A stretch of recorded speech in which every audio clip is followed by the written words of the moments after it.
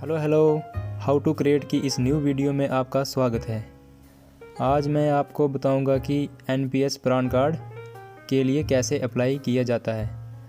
तो सबसे पहले इसमें 2-3 कंडीशंस हैं, मैं आपको अच्छे से एक्सप्लेन करूंगा, आप देखते रहिए वीडियो। सबसे पहली कंडीशन आती है, अगर आप सेंट्रल गवर्नमेंट एम्प्लॉई हैं, यानी कि सेंट्रल गवर्नमेंट के किसी भी डिपार्टमेंट में आप काम करते हैं, तो आपको ऑफलाइन रजिस्टर करने की कोई ज़रूरत नहीं है। आप सीधे डिस्क्रिप्शन में दिए गए लिंक से जाके NSDL की वेबसाइट पे ऑनलाइन अप्लाई कर सकते हैं। तो अब है कंडीशन नंबर 2, अगर आप बिहार और झारखंड के किसी स्टेट गवर्नमेंट के किसी भी डिपार्टमेंट में काम करते हैं तो भी आप ऑनलाइन इसी NSDL की वेबसाइट पे अप्लाई कर सकते हैं।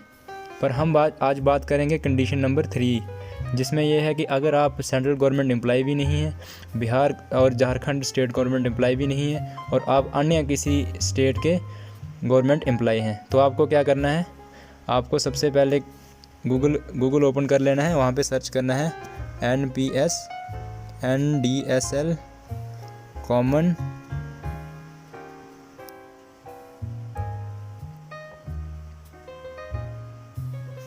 Registration form.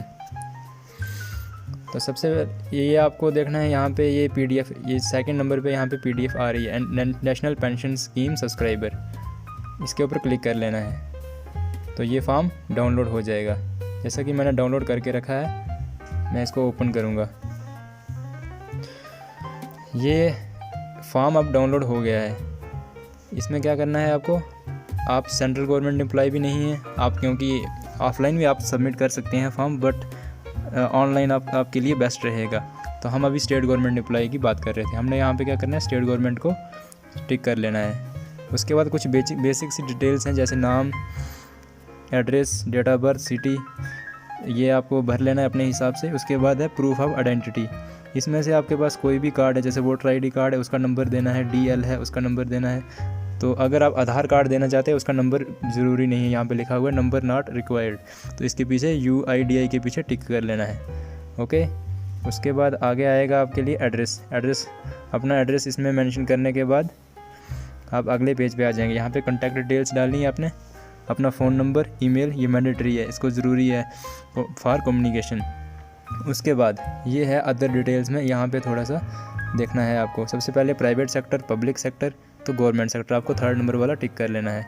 उसके बाद इनकम रेंज जितनी आपकी, up to 1 lakh, up to 1 lakh to 5 lakh, जितनी भी आपकी सैलरी बनती है पर एनम, तो उसको आपने टिक कर लेना है।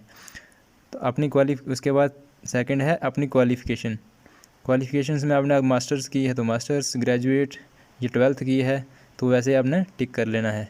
ओके, उसके बाद अपनी बैंक्स डिटेल डालनी है, सारी डिटेल्स डालने के बाद bank name, bank branch name, branch address, ये MICR कोड ये भी ज़रूरी है, ये आपकी बैंक कॉपी पे मिल जाएगा, और IFS कोड ये ज़रूरी है।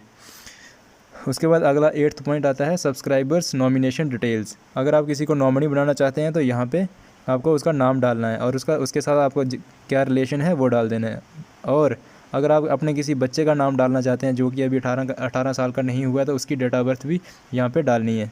ओके, हाँ, तो अगला है ये ऑप्शन NPS टायर 2। वैसे टायर 2 एक अच्छा अकाउंट है, पर अगर आप किसी स्टेट गवर्नमेंट एम्प्लॉय हैं तो आपके लिए कुछ ज़्यादा मायने नहीं रखेगा ये, क्योंकि इसमें आप अपनी मर्ज़ी से पैसे डाल सकते हो, अपनी मर्ज़ी से निकाल सकते हो। तो इसके लिए अगर आप चाहें तो इसको यस कर सकते हैं, तो नहीं तो मेरे फ़िलहाल तो नो ही रखो इसको। ओके, तो अगर हिंदी में प्रिंट करना चाहते हैं तो इसको यस करें, नीचे वाले पॉइंट को, आई वुड लाइक माई प्राण to be printed in Hindi, तो अदरवाइज़ नो। ओके, हाँ, तो ये है अगला 10th पॉइंट।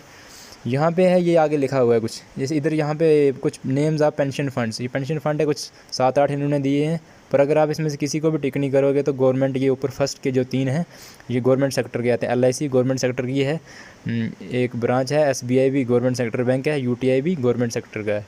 तो गवर्नमेंट, अगर आप इसमें से किसी को भी टिक नहीं करोगे तो आपको इन तीनों में से कोई एक या कोई 2 ऑटोमेटिकली वो अलॉट कर देंगे, पर अगर आप अपनी मर्ज़ी से चाहते हैं तो इनमें से किसी को टिक कर सकते हैं। उसके बाद है ऑप्शन नंबर 2 इन्वेस्टमेंट ऑप्शंस। इसमें 2 ऑप्शन है, एक एक्टिव चॉइस, एक ऑटो चॉइस। एक्टिव चॉइस ये है कि इसमें आप अपनी मर्ज़ी से कुछ दिनों बाद या कभी भी इसको अपने परसेंटेज, जैसे कि इक्विटी में आप कितनी परसेंटेज डालना चाहते हैं अपने मनी की, वो सेट कर सकते हो। पर अगर आप डेली का ये सिर दर्द नहीं चाहते तो ऑटो चॉइस आपके लिए बेस्ट है। तो जैसे ही हमने ऑटो चॉइस टिक कर लिया तो आपको ये 3rd नंबर वाला नहीं भरना है, तो 4th नंबर वाले में आ जाना है। 4th नंबर वाले में देखेंगे LC 75। इसका मतलब है अगर आप LC 75 का मतलब है 75% जो है पैसा है आपका वो इक्विटी में जाएगा। पर ये गवर्नमेंट सेक्टर के लिए नॉट अवेलेबल लिखा हुआ है, मतलब कि गवर्नमेंट सेक्टर में जो एम्प्लॉइज़ हैं उनके लिए ये अवेलेबल नहीं है। उनके लिए अवेलेबल है LC 50 और LC 25। इन दो में से कोई एक आप टिक कर सकते हो। मेरे हिसाब से अगर आपकी एज 20 से 30 के बीच में है तो आप LC 50 से ही टिक करें। ओके, अब US पर्सन तो ये फ़िलहाल शायद कोई होगा नहीं, अगर होगा कोई तो उसको टिक करना है, तो US का जो उसका एड्रेस होगा वो यहाँ पे डाल देना है। ओके, इसके बाद आगे ये कुछ बेसिक सी डिटेल्स हैं, नाम वगैरह भरना है, सिग्नेचर करने हैं यहाँ पे 2 जगह पे सिग्नेचर करने। उसके बाद ये है 13 नंबर वाला जो है 13 नंबर पॉइंट, ये है गवर्नमेंट, ऊपर लिखा हुआ है applicable for government subscribers only. हमें सिर्फ यही वाला भरना है। इसके नीचे वाला 14th नंबर वाला ये है कॉर्पोरेट, ये नहीं भरना है। 15 नंबर वाला ये है NPS लाइट सब्सक्राइबर, ये भी नहीं भरना है। उसके बाद हमने ऊपर चले जाना है, 13 नंबर वाले को भरना है। डेट ऑफ ज्वाइनिंग भरनी है, डेट ऑफ रिटायरमेंट भरनी है। डेट ऑफ रिटायरमेंट क्या है, as per central government employ के हिसाब से मैं ऐसे कैलकुलेट करूँगा अगर तो 60 ईयर्स जो है वो रिटायरमेंट एज है। तो उस हिसाब से अपनी डेट ऑफ बर्थ के हिसाब से आप उसको कैलकुलेट कर सकते हो कि मेरी रिटायरमेंट एज कौन सी होगी, क्या होगी। ओके, उसके बाद एम्प्लॉय कोड जो होता है वो यहाँ पे भरना है। प्रान कार्ड, पैन, ये तो शायद हो किसी का तो भर देना, नहीं तो ये ज़रूरी नहीं है। उसके बाद ये आता है ग्रुप ऑफ एम्प्लॉयज़। अगर आपको पता नहीं है तो मैं आपको बता देता हूँ।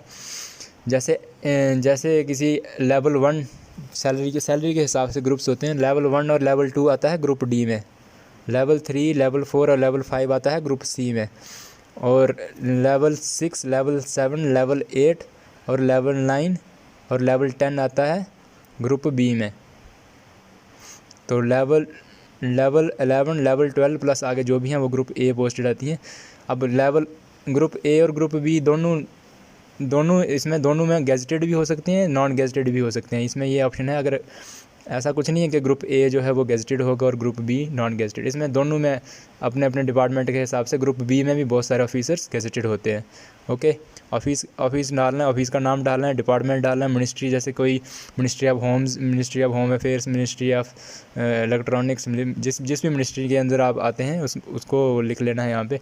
अब DDO रजिस्ट्रेशन नंबर, ये आप अपने DDO के पास जब ये फॉर्म लेके जाओगे, सारा कुछ भरने के बाद, फ़ोटोग्राफ वगैरह लगाने के बाद अपने DDO के पास जाओगे तो वो इसमें अपनी डिटेल्स भर देगा। अपनी बेसिक पे भी भर देनी है, पे स्केल भी भर देना है। ये DDO यहाँ पे अपना नाम भरेगा, मिनिस्ट्री भरेगा, यहाँ पे अपनी स्टैंप लगाएगा। जब DDO अपना काम ख़त्म कर लेगा इसके नीचे आपने ये कुछ नहीं भरना है, फिर वहाँ पर सबमिट करवा देना है अपने ट्रेजरी में, अपने जहाँ से सैलरी निकलती है, जिस ट्रेजरी से आपकी सैलरी निकलती है उस ट्रेजरी में ये सबमिट करवा देना है। तो वो भी अपने हिसाब से इसको फिल करेंगे। आपने अपनी डिटेल्स, सिर्फ अपनी डिटेल्स भरनी है और DDO के साइन वगैरह करवा के आपने जमा करवा देना है। Thanks for watching. ये और जो इस फॉर्म का लिंक जो है वो मैं आप डिस्क्रिप्शन में डाल दूंगा, और NSDL का जो वेबसाइट का डायरेक्ट लिंक है कंडीशन 1 और कंडीशन 2 के लिए, यानी कि आप सेंट्रल गवर्नमेंट एम्प्लॉई हैं या बिहार और झारखंड स्टेट गवर्नमेंट एम्प्लॉई हैं तो आपके लिए ENPS एप्लीकेबल है। तो मैं उसका लिंक भी आपको डिस्क्रिप्शन में दे दूँगा। देखने के लिए धन्यवाद। वीडियो अच्छी लगी तो सब्सक्राइब ज़रूर करें। Thanks for watching.